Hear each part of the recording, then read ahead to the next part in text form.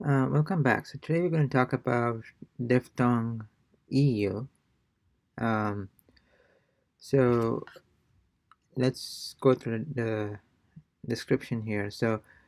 Uh, so EU does not have an English equivalent. So it sounds like a combination of the AY of the word say and the OO of the word boot. So it's a combination of these two sounds. Note that when there is a written accent or the letter U, as in the word transuente, the diphthong is broken and the two vowels are pronounced separately. So we had the same rule as was explained in the previous exercises of diphthongs. So um, and we had the sounds which are not similar to. I mean, there's nothing which is equivalent to the English language. So we need to look at the combination of AYA and U. So let's look at some examples here and try to Listen to the following words. They all contain the EU diphthong. Amateu. Alright, so this is obviously brought from English, right? So it's amateur in English, but Amateu. amateur. Amateu. So we're looking at E and U. Amateu. Amateu. Amateo. So it's AY and OO. So AO, AO, AO. It's more like AYO. Amateo.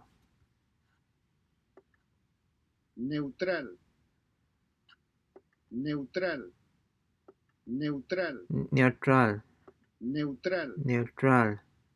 Neutral. Neutral. Neutral. Neutral. Neutral. Europa. Europa. Europa. Europa. Europa. Europa. Europa. First hear A and then it's more like Europa. Europa. Europa. Europa. Europa. Europa. Europa. Europeo, Europeo.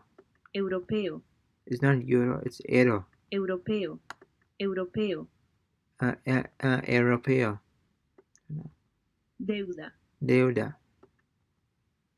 neurótico, Neurótico. neurótico, neurótico, neurótico, Neurótico. Listen and repeat. Concentrate on combining the two vowels into a single syllable in the manner of Amateu. Amateur. Neutral. Neutral. Europa. Europa. Europa.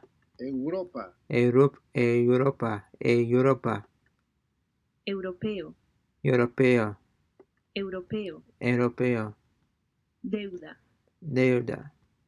neurótico, Neurótico. Listen and repeat again. Amateu. Amateur. Neutral. So most of the words that I'm seeing here are derived from the English language. So I'm not sure how many of these instances you'll be seeing in the Spanish language, but probably time will tell. Europa. Europa. europeo, Europeo. deuda, Deuda. The last one. neurótico, Neurótico. Alright. So on the next exercise, we'll be looking at consonant L.